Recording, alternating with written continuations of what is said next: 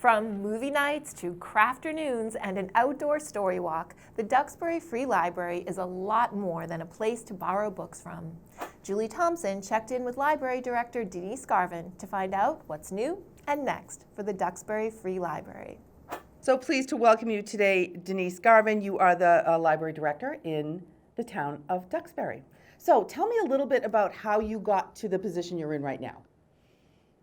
Well, thank you for having me here. This is a real pleasure to come on and talk about the library. I think my story is pretty stereotypical. I was one of those kids that hung out at the library. That was one of my favorite places to be.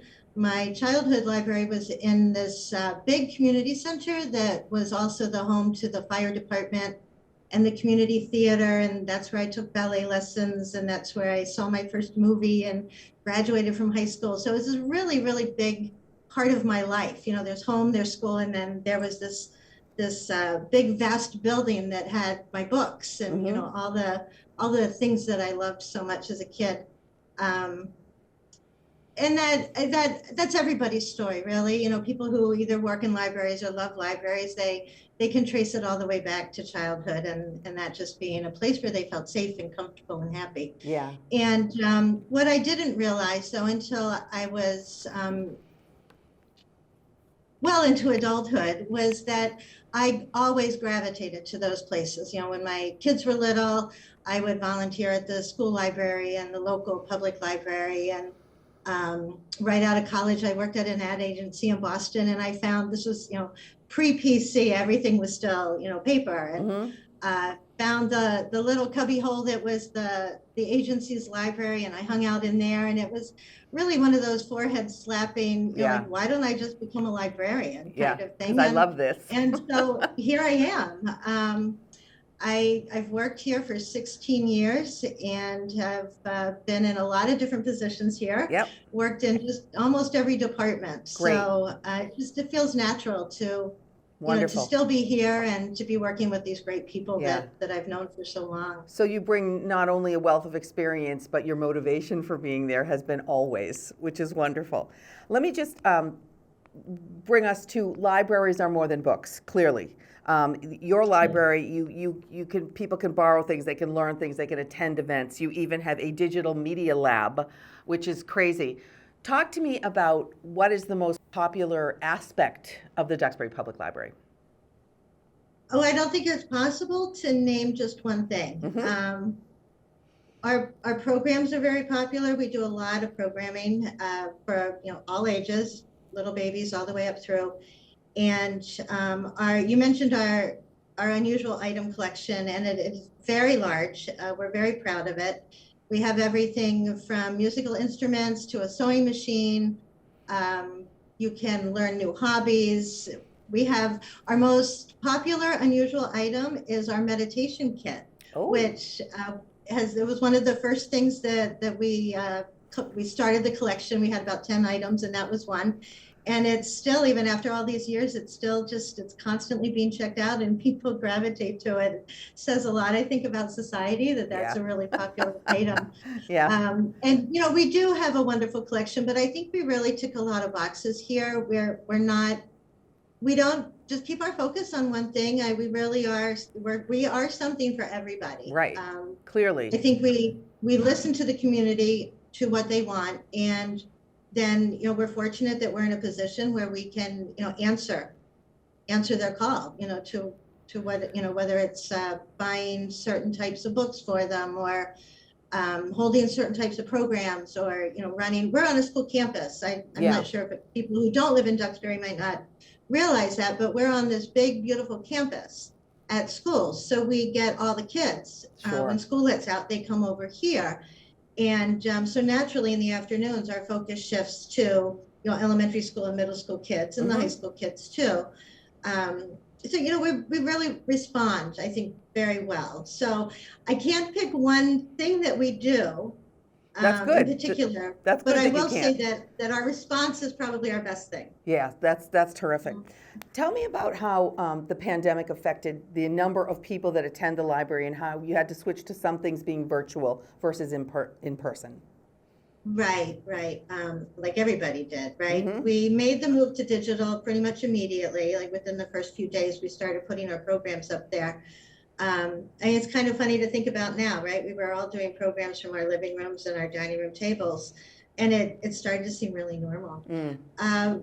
We just, brainstorming about how we can continue to offer more than digital to patrons. And we just one of those, in best possible scenarios, we build a library outside under a tent, and it was like, Right. well, why not? So we bought one of those big, I call them wedding tents, I Yeah. don't know what they're really Mm-hmm. called, and we literally moved every morning. We moved books and music CDs and DVDs, just a massive amount of materials out under that tent every morning, and we're so lucky that we had the space to do it. Yeah. And the setup where we could do it, and we did that for pretty much the whole summer last year. Wow. And I know it's kind of amazing. I don't know if any other libraries did that. That is pretty terrific. That's Yeah, incredible. I'm not sure. And then once it started to get too cold to be outside, and the staff were real troopers. I have to say that they stuck it out until I think they were wearing like heavy coats and gloves. Sure.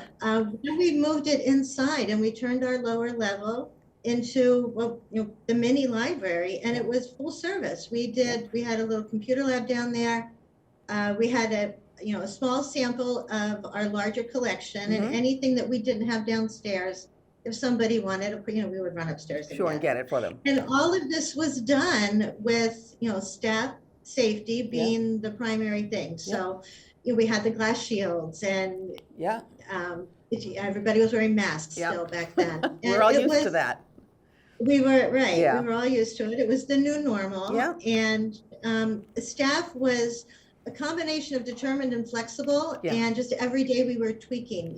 We think this could be better, and we just kind of said, run with it. Yeah. So you Do adapt. what you have to do. Yeah. To make Libraries. This work. Yeah. Libraries adapt, and libraries offer an incredible amount of services and information and support to their community, all ages. Just in our last minute or so, can you talk to me about the Christine Devine Memorial Story Walk? What is that?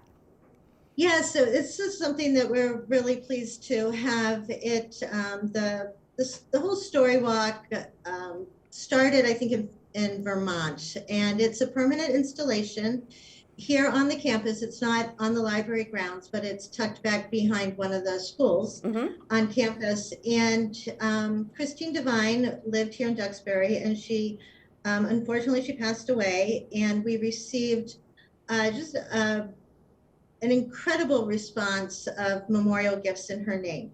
So we took that, we combined it with some grant funds, and we installed this permanent story walk. And it's a great setting. It's out in the woods. It's lovely. Families can go there. The kids, the posts are low, so the kids can read the story, and the parents can have this nice little walk through nature.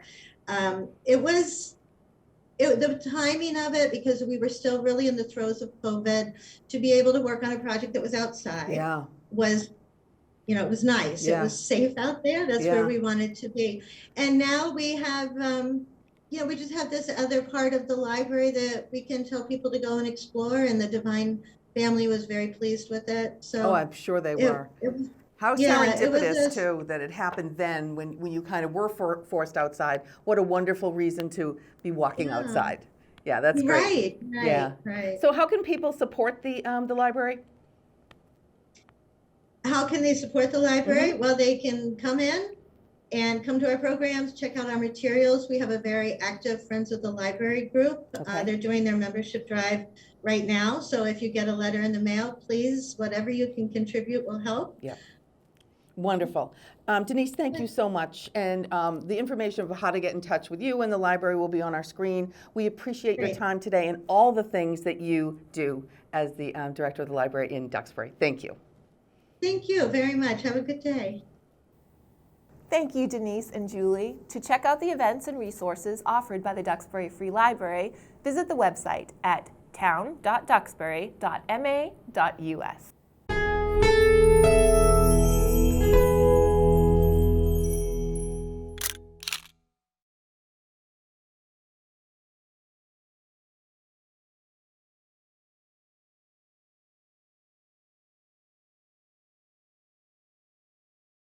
If you've enjoyed this video by The Local Scene, please give it a thumbs up and hit the subscribe button. Thank you for watching.